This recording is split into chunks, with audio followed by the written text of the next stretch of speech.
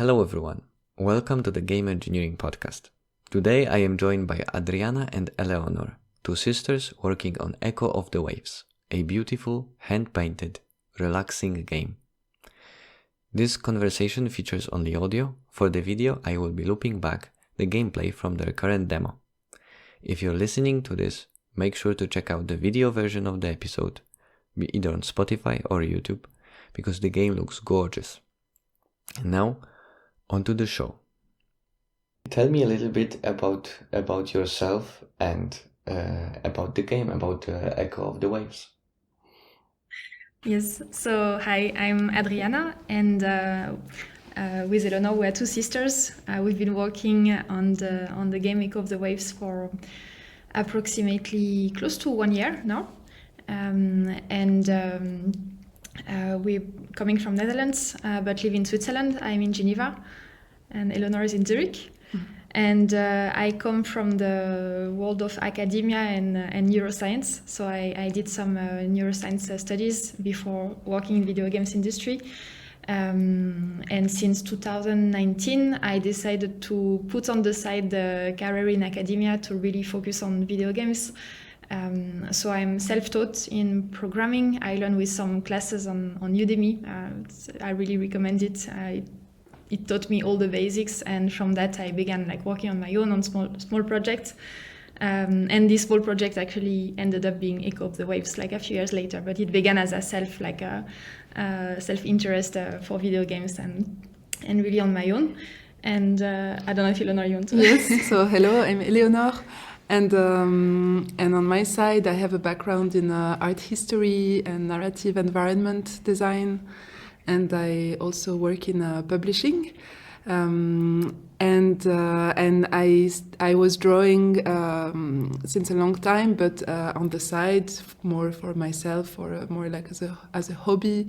But then I realized I wanted to make it a bit more as my main profession, and with Adriana, we wanted to do a game together for a while, and so we said, okay, let's try. and it looked like it worked, that I could do the drawing and Adriana the programming, and yeah, that's how it started, slowly taking shape. Yeah. Yeah. Is it difficult to work as sisters? Is it because you carry back a long history of both good and bad moments just as being sisters. It's is it annoying, for example, if you think it's a cool idea and your sister is no, we don't want to do that? Actually, no, mostly it doesn't mean that we agree on everything, but mostly it's going very well. So we really share the same, I think the same vision for the game. So that really helps. Probably we have a lot of interest in common also. And it really helps the fact that we have the same history, the same education, etc., the same inspirations for the game. It really helps to be on the same page most of the time. I will say the main differences is that I am much more of a gamer than Eleonor. So this is the thing where sometimes I have a different experience because I have more experience in gaming than her. But it's also very interesting to have her approach with less experience in gaming, because it's also an audience that we are aiming for, maybe more casual audience, and so. It's very interesting to have also her point of view, and yeah. I don't think we have too many conflicts in general. Sometimes it happens in terms of schedule or things like that, but that could happen with anyone really. So in a way, maybe sometimes it saves time because we can say things to each other in a very honest way. Yes, that's true. So there's no. Right. Yeah. Yeah. We know the limits of each other in terms of we can be very honest, and it's not gonna affect our relationship. While with some coworkers or even sometimes friends, you have to be a bit more careful. You don't know how things are gonna be taken if you don't like what they do or something, and so this can be a problem. Yeah. When you're working solo on the game, the communication is not happening. But if you're working more than one person, you need to have this if you have this relationship where you can say honest things to each other, like about things, it's much better for the project in the long term. Exactly. Yeah. And let's do an overview of Echo of the Waves. By the way, like for the video, for all of the viewers, you will be able to see, if you're watching on the video version, I will loop the gameplay for the demo of Echo of the Waves, so you can see the things that we're talking about. And let's do your version of the like an overview of what Echo of the Waves is currently. Yeah. Yes. So currently it's a short adventure, exploration, and also puzzle game that sets place in an oceanic archipelago. It's an imaginary place, and we imagine it a little bit between the sea and the earth. Like you have some fish flying over the ground and a lot of corals elements. So it's an imaginary place that is coming from mostly Eleonor's imagination, I will say, visually, and it's gonna be a pretty short game. We don't want it to make it too long, so probably between 3 and 5 hours. Single player, and the characteristic is that it's inspired by watercolor paintings. So we try to recreate the watercolor aesthetic. With a lot of transparency, a lot of layers that merge into each other's. And in terms of mechanics, because it's a 2.5D game, we use the different layers of the games in the gameplay. And one of the main mechanics is that you can rotate the camera, and because of the perspective between the different layers, you can align different elements of the layers to create shapes. And those shapes are going to help you in the gameplay to progress. For example, they can help you to pass from one layer to another to create some kind of doors, or you can create very big shapes by zooming out and aligning different pieces of the environment. So that's the idea, and also it's a game where you can explore different islands. So you have a little boat and you can basically explore the islands, and the main story is going to focus around that, about this exploration of this imaginary place. And something that I didn't mention also, that you can play music. Lots of things. You have so how do you say a conch? Seashell. A seashell. Big seashell, yeah, like an instrument. Music instrument. Right, yeah. That you can use to play music. And this is a theme that we wanted to explore also, this relationship between nature and music.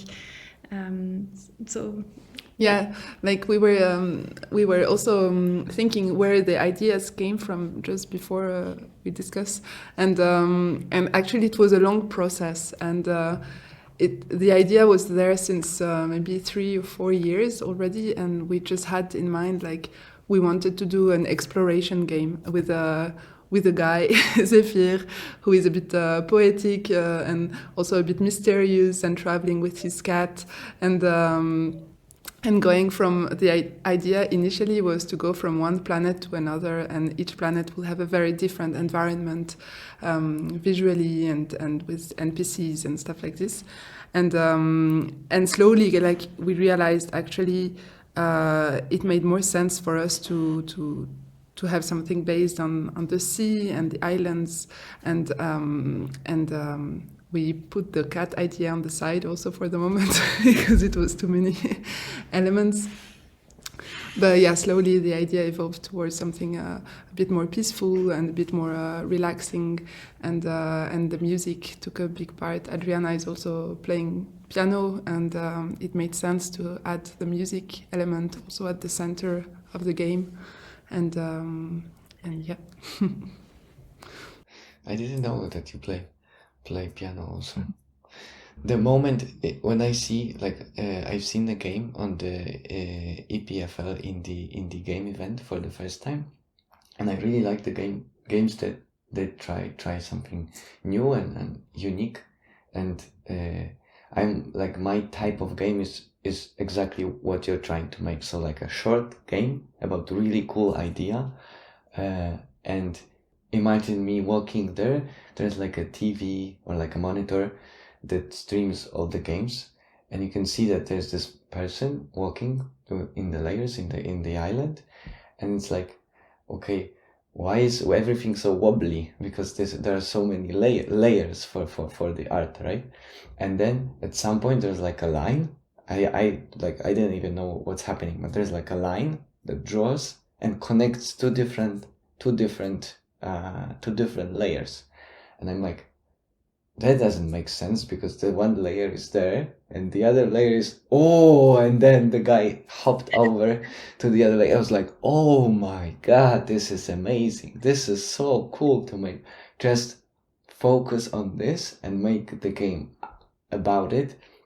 It's an amazing thing. I really like also that your game studio is called Oneira Games, so related to dreams. And all this game, as you can see, is like such a like weird, mystical, dreamlike experience. It's so nice. Yes. Yeah, that's the thing. Yeah. Our mother is Greek, so the word Oneira is in Greek. It means dreams, and yeah, I think also the islands and connection to nature also come from our Greek background. It's quite also central to the game, and this idea of jumping from one layer to the other, and suddenly like seeing things in the nature connect from different layers. It was really. What we wanted to have, something a bit magical, like, suddenly you see something, like you see a shape in the clouds or something, this feeling. Yeah. And you can imagine or invent things on your own as well. And we want to play as well with the creativity of the player and surprise the player, but also, play with imagination. Yeah. And Echo of the Waves is currently very calming and relaxing. I am a technical person, like programming focused, and I have no idea how to make games relaxing or make games exciting. I can know how to make them work, but I don't know what goes into making them specifically that. And I was wondering, like, is it a byproduct? Is it like a conscious choice that you made to make this like relaxing and like calming? How does it work out? Can I? Yeah. It's like at the beginning, like Eleonor was saying, the main idea of the game was a bit different. It was set in space, and believe it or not, but we actually had some space shooting, and we had to to be able to reach the planet. And so we already had the ideas of the different layers and jumping from one layer to another, but we also had all this side stuff with fights and monsters, etc. And because I cannot draw at all, I was asking Eleonor to make some drawings. And first it was just about the planet, like just the shape of the round planet. And slowly I asked her, okay, can you do also this little plant element or this little ground? And I realized that her art style doesn't match at all the vibes that I was going for with the space fight and stuff, because her style is much more poetic, and there was a huge mismatch between the gameplay and the art style. And because I like her art style so much and wanted to highlight it, I thought that it was better to go completely into the art style, to like let it drive the gameplay rather than the opposite. And so we decided to explore really how we can emphasize the art as much as possible. And from that, we kind of twisted the gameplay as much as needed so that it fits the experience, and it reflects the art, the peacefulness of the art and of watercolor in general. So that's, I would say, so it's a byproduct, but that has been where we put a lot of attention so that we are sure that the whole experience is kind of a cohesive experience and there are no mismatch, hopefully not too many mismatch. And I think we both liked in watercolors we both liked this kind of poetic aspect and dreamy aspect as well, as we said, and this creates like this kind of relaxing feeling. And also with watercolors, when you paint it for real, you can really play with textures. You can make it very light, but you can also make it stronger. You can see the grain of the paper. You can see the brush strokes. So it's very very creative as a texture, and we also play with this in the game, like trying to render this kind of feeling. And I think this also adds to the relaxing aspect, like like diving into textures and transparencies and colors. And how do you do technically how do you think when you are creating layers? Do you first try to paint the level like fully and then convert it to different layers? Like, how do you come up with how the level would look like?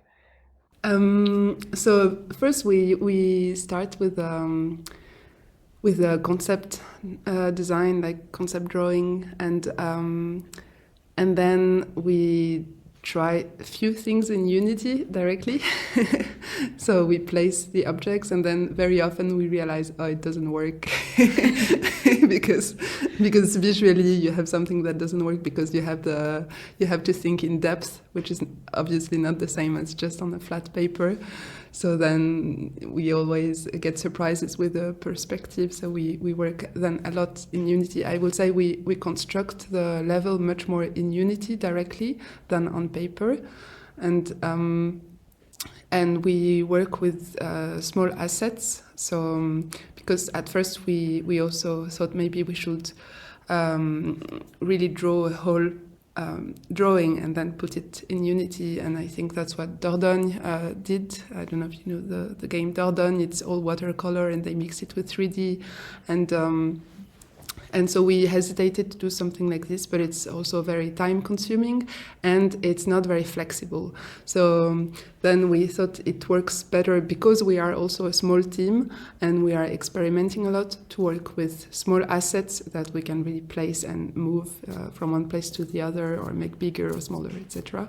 So I would say then we work much more in Unity and construct the level slowly, but always with an idea we have in mind in the beginning, but then we adapt it, and also we adapt with the gameplay that it's fun, or there is the puzzle challenge also in mind, and this kind of thing, and exploration as well, that it's also fun for the player to move around. And After working with these, do you see differently 2D surfaces? Because like if you start drawing them and then map them into 3D and like add this depth in Unity, then when you go out and go back to the 2D drawings, do you see now them differently? Because of like you wonder what would happen if you would move your head here with the camera inside the engine?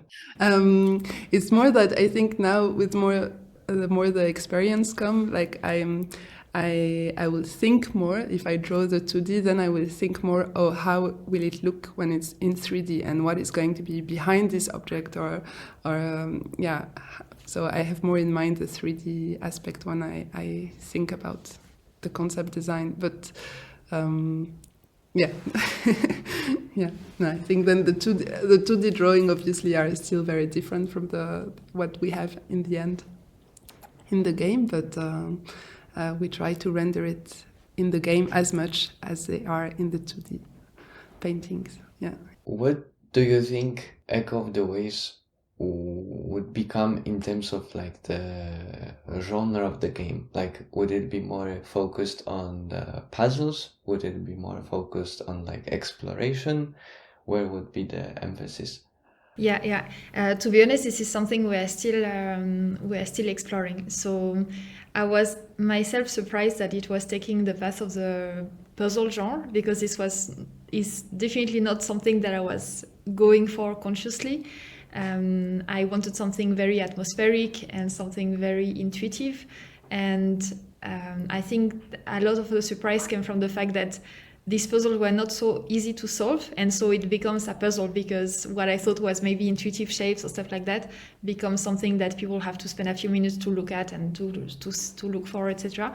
And so it makes it a puzzle. But at the beginning, it was more an exploration, atmospheric game with a tiny bit of story, and I think it's slightly now going for the puzzle genre. I think we have to embrace that, but I really want to balance it carefully with exploration and more story, because I don't want it to be something where you go from island to island. On each island, you have a puzzle to solve, and then you go to the next island.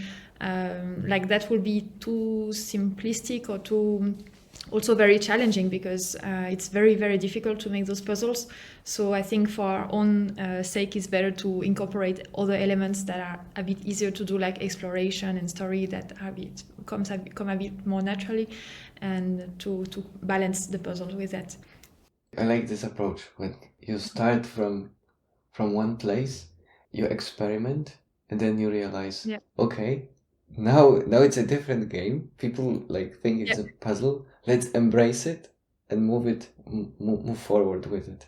It's a nice way of helping your game design itself in a way. Yeah, and it's often you have something in your mind, and it doesn't go exactly as you plan when you put it on Unity, and especially when you make it play tested, then it's even another step, like even more different. So going from what you have in mind as an experience to how it's done in Unity and what you can do with the limitations you have, and then how it's perceived by other people, are three different things. So have to merge all those different things together, like always keeping in mind the experience we want. That's like the key things we want the player to experience.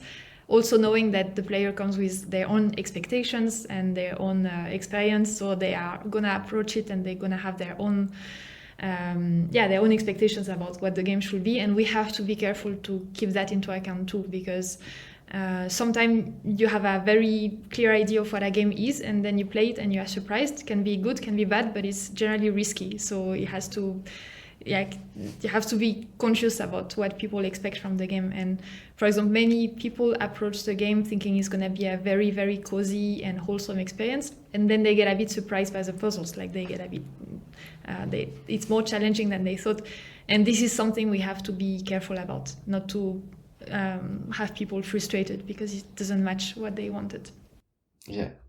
Managing expectations. Like I thought at some point, like, why people care so much about this like tagline, like one line describing the game, for example, Steam, and then like after when I got more like mature, I realized, like if I'm expecting, like imagine Echo of the Waves, somebody like hardcore puzzle solver comes here and would be, for example, annoyed or like bored by the puzzles, and on the same hand, the other person expecting, like you said, cozy feeling, can come and see the puzzles are for example a bit too much for so it really makes sense to properly, like accurately describe what's the experience of this game.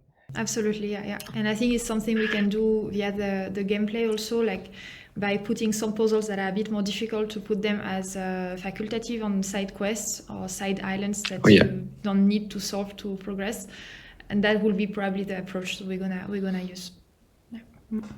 How do you design a puzzle in which you need to align the layers, also keeping in mind that if there is a puzzle somewhere in the other place in the same level, they still need to match. So like if after adding each puzzle, you get more and more constraints about like what you can do with the layers. How do you do that? It's the design of the puzzle is really the most challenging part, I think, of the whole design of the game. I think usually we get together with Eleonor and with the other friends that are helping us for the design, and we look at all the elements, all the assets that we have visually for our level, and we make a big brainstorming session about all the way that we could use those assets in puzzles, like to create different shapes, especially for the portals, for the big doors. And then basically we see how we can arrange those shapes in ways that look not too artificial, but at the same time that can look recognizable. And we experiment, and a lot of time we have to iterate in Unity, and we realize it doesn't look good, and we we tweak the elements, the place, the distance, the depth. I mean, and yeah, it never works in the first time, because usually it's too easy. Like when we put it first, it becomes too obvious, because we cannot move the camera that much. Like the player cannot rotate that much the camera.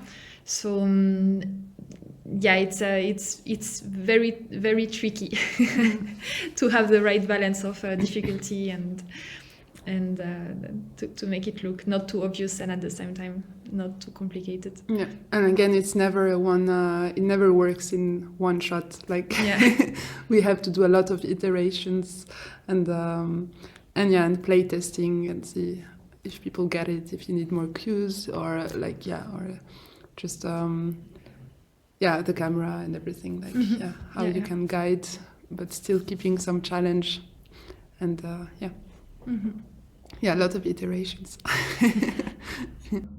Yeah, I think that's underappreciated part of making games, that like a lot of it is and will be like a trial and error, right? Like just hard and often annoying work of just doing this all over again and again and again, just trying different things. A lot of experiments goes into it to create both the levels or find new ideas, and it's really nice. Looking at it, you need to see this depth of experimentation that went into the game. It's not like just you come up with an idea, you do it and it works. You need to spend some time actively working on figuring out all of this stuff. Yes. And you never know, as a designer, I think you never know when to stop experimenting, and like you never know what's gonna work or not. Sometimes we have ideas on paper and they seem amazing, and then like you wake up in the night, you have an idea, I know how to solve that, and then the next day you try it and no one understands, or it just doesn't work, and there are so many things that come from the paper that don't replicate in the game, like in the actual experience. So yeah, it's very, very difficult to know when the puzzle is good enough. And yes, things that may seem obvious at some point are definitely not until they are in the game, like for example, this idea of the portals, that you can merge two parts of the portal in one big thing. This actually appeared quite late in the game. Like for a long time, we had shapes that were already making the full door, and then you just had to align them with another full door in another layer. And it took like a few months of experimentation until we thought, okay, maybe it's not that fun. Maybe we should cut them in two, and then you have to find the other part. And it seems very simple, but we didn't think about it immediately. These kind of things. Yeah. Do you intend to play the game with a controller or mouse or both? Currently both are okay, and I usually play with a controller, so I test the game with a controller, but both we are aiming for both, because hopefully we will release the game on both consoles and PC and Mac, so yeah.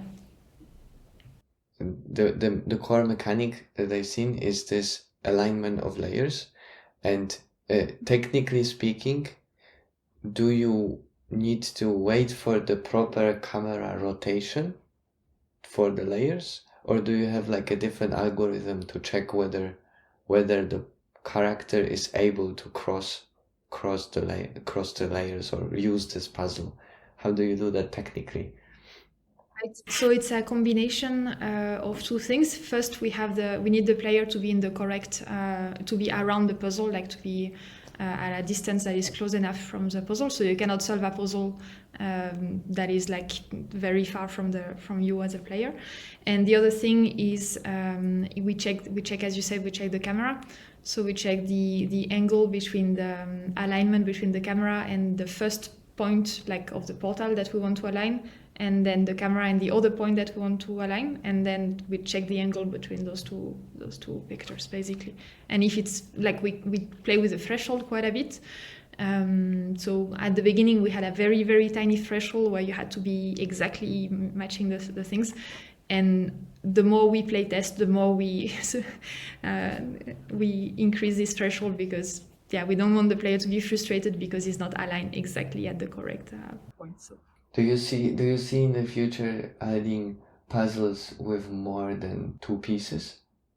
So that's something that we played with, and the one problem that happens is that actually if you align two, then the third one is already aligned also. So by definition, if you align two, like the other ones is gonna be already kind of in shape. Yeah. So we we had that in mind, but it was not so much fun. I still think we will, because for example for the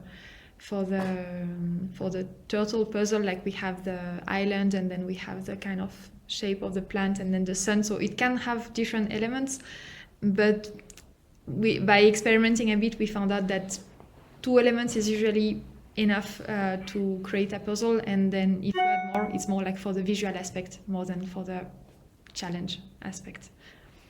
I like it about the games that not only do you appreciate the algebra that you've studied in school when you were a kid, but also it teaches you like about fundamentals that you don't really use on a daily basis. Okay, so if I want to align this layer with this layer, how can I translate this to like mathematical concept where it will allow me to check this? Like you need to go outside and like think, okay, so how the world is actually structured? Like how would I do it in like a really mathematical way, like a physical way? Problem solving part is really fun in the programming aspects. Yeah.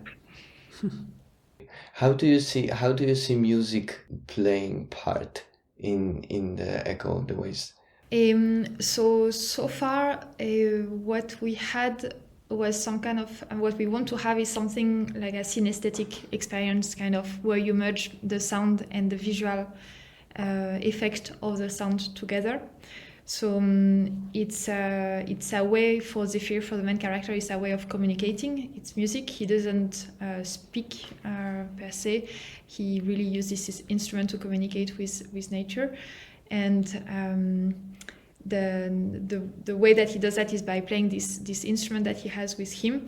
And in the future, we may integrate more ways to interact with nature, like maybe more melodies.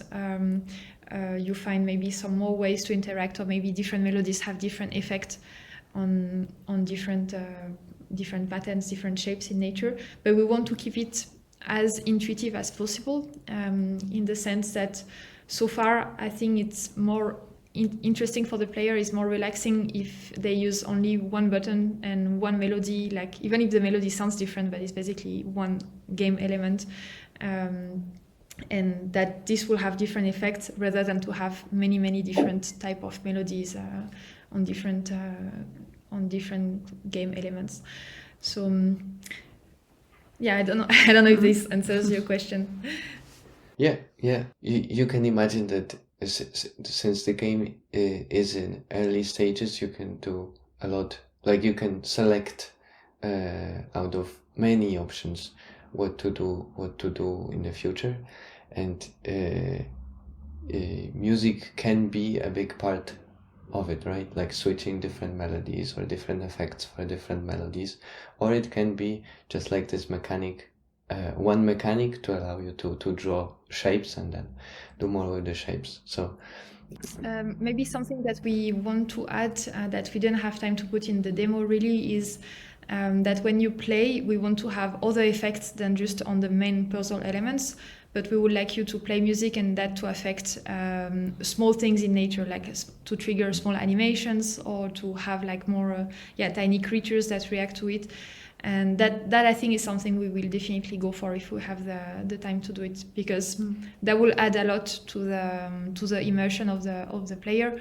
And we want the player to be able to play the music whenever they want, so it's not just when they solve the puzzle, but also that means it has to have some kind of effect, otherwise it's a bit you get bored after 2 seconds of doing that, so it needs to have some effect. And I think it could add a lot to the charm of the game if you see that when you play, small animals react and the plants react, or some small effects like this, so that you have fun just with this mechanic, even if it's not a main mechanic for the puzzles.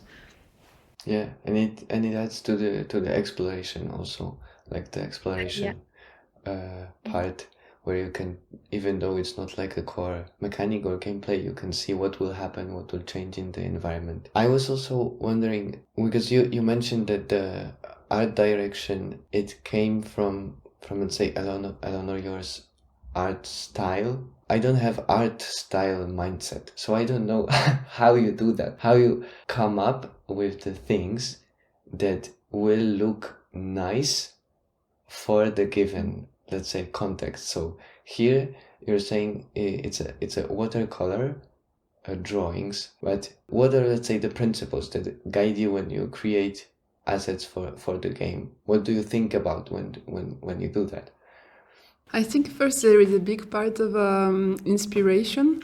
Like personally, I always loved Japanese drawing, not necessarily manga, but really more like ancient paintings, and very often there is like this ink aspect also in Chinese painting, like this ink aspect and very light colors that are washed, so with a lot of water, and then landscapes that blend into the paper. So a lot of white space or like empty space around the drawing. This is also something I like, and that we both liked, and that we wanted to keep in the game. So you will see a lot of white paper around the landscape as well. So yeah, there is the inspiration part, and then there is my own personal way of drawing. Like each artist has their preferences for tools, different tools, and personally I like also like black pen and pencil and just watercolor pencils as well, and I really like the water element to add this. There are other techniques which are much more like blend with oils or a bit more stiff in the results. And with watercolor, it's something, like I said, you can play a lot with it. So this is something I like. And I think then it's just how you construct a visual. It's more about taking the time to dream a bit and imagine something in your mind, and then try to put it on paper. And very often it doesn't end up exactly how I had it in mind, but you can again play with this, and sometimes mistakes can result also in nice things and. So it's again a lot of experimentation, I think, and in the end try to construct something that works for the game and that is easily understood, because there is a bit of abstraction, but still you want people to, in a game, you need the player to understand exactly what he's looking at, and otherwise, it's frustrating. So. Yeah, sometimes I also have to adapt and redraw so that it's more understandable, more readable, and redo the lines or remove a line because then you have too many lines. So we are also working on this, and that the symbols, the puzzles come out as well quite clearly, but not too obviously. So yeah. And if I may add a bit also, I will say that we iterated a lot on the art direction. So the very first art direction that we had was way too crowded. So it was basically, instead of having, like we have right now, we usually have only 2 layers at the maximum at the same time in the field of view of the player. At the time we had always three layers, and they were all full of elements. So it was very, very, very crowded visually. And we had lost this kind of, as Eleonor was saying, the white aspect, the empty space of the watercolor, which is actually the signature of the watercolor, is like this empty space all over. And we had lost that, so it took us some time to find it back. We also explored another direction where we had more like cut and how will you say, like when you cut paper and then you stick it, like in like pop-up books. Pop-up books, something where you see clearly the fact that, a bit like Paper Mario, like you see the outline that were cut in paper, and so we tried something like that, and it was okay, but also again it was not too poetic. It was very it was a bit more comical. Comic. It was not evoking the same kind of emotion that we wanted to. And we really had a kind of insight at some point with Eleonor. We a bit, I guess, by chance, I don't know. We stumbled in Unity in this really nice effect where we had half of the screen was still white and the other half was having a small island and water, and the asymmetry of the two things was really striking. And we're okay, this is what we want. And now in every island we try to keep this white space, so to remind the player that you are in a watercolor, basically. Nice. And again, like trial and error, a lot of experimentation. I am the person who's like really optimized and like I want to optimize things. Like I can't imagine how much effort and time it takes, and like to try and like not to be like I can imagine myself just like going crazy trying to like select everything and just go with it.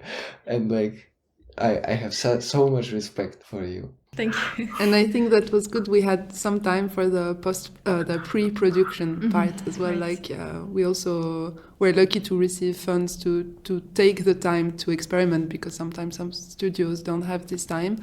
And pre-production is really good for that. If you can take the time to really try different things, that helps.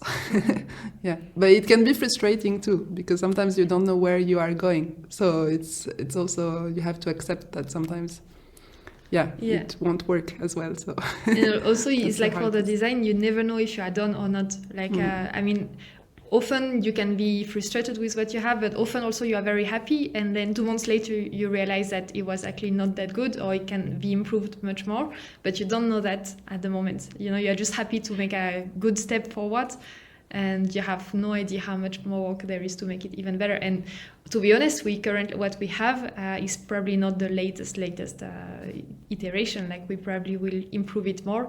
And at the conferences, we have some feedback of people who are very experienced as art directors, and they tell us, this you can improve, these lines, they don't match, these things, these textures. So there are many things we can still work on if we have the time, of course.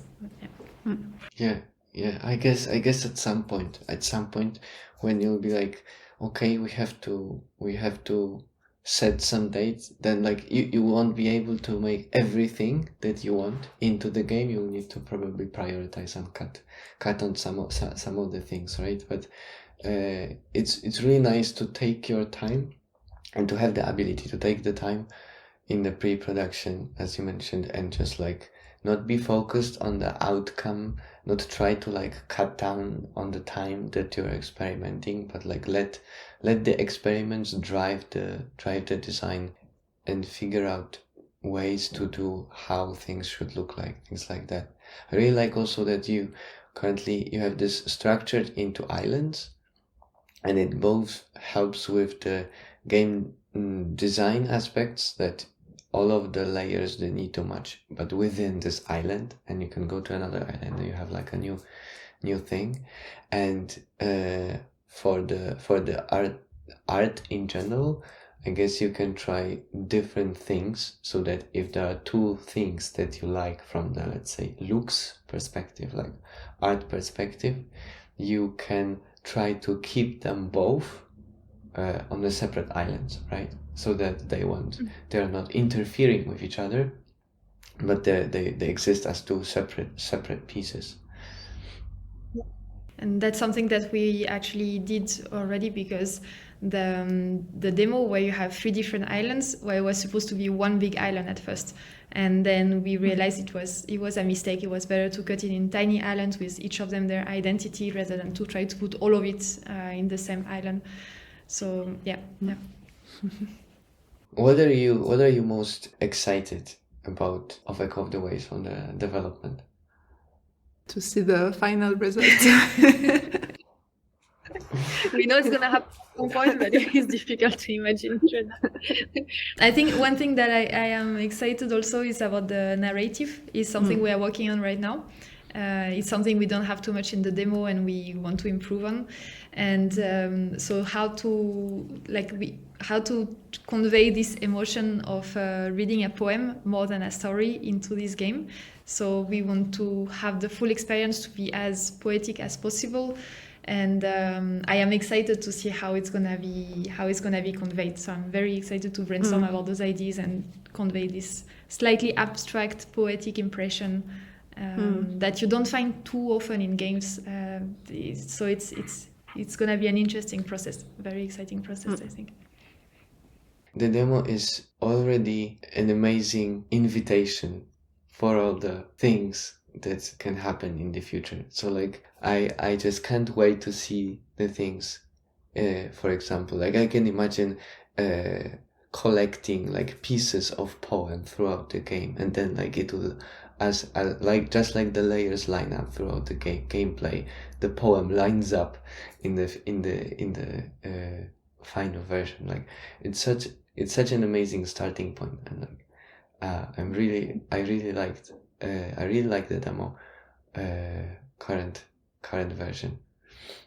Thank you. Yeah, Thanks a lot. we hopefully will improve on it before making it public on Steam. But we at some point it's gonna be out, and probably in a slightly different version. But yeah, thanks a lot. Yeah, and for us, I think the most gratifying thing is to see when people enjoy playing it, and when they finish the demo, we are like, yes. That's already a challenge to keep people's attention for like 5 minutes. You know, it's a competitive world, so this is already so nice, and especially then when people enjoyed it, it's even better. So, yeah. Oh, you mentioned Steam. I think it's also a good place to mention what to do to follow your development, to be updated, where people can sign up, or to see what to do to stay on top. Yes. So there is a Steam page, so you can already wishlist the game, and then we are on the social media. We're on Twitter, TikTok, and Instagram, and very soon we're gonna have a Discord server also. That's gonna be the way to really gather the community and take the feedback from the community. So, and we also have a website. www.oniragames.com, and you can subscribe to the newsletter as well. Yeah. I will say where we keep the most information so far is Twitter account, probably, if you want to have the weekly at least updates. Yeah, I put all of the links also in the description, so that everybody can click it easily and sign up for the newsletter, people. It's an amazing game. Would you like to say anything on top of that?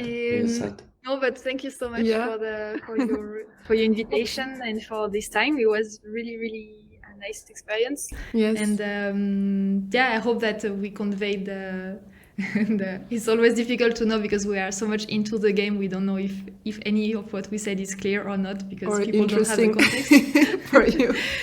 But it's really, it was really pleasant from our side. Yeah, and it's always really cool also to think in retrospect about what we are doing. It's also useful for us. So, and we hope the listeners enjoy. If you're just listening to this, go watch the video either on Spotify or YouTube that will have the sneak peek of the demo, how the game will look like. If you're not convinced by then, I don't know what will convince you, because it's amazing. Like, it's amazing. Really. Okay. Thank you so much then. Thank you so much. Thank you. Take care.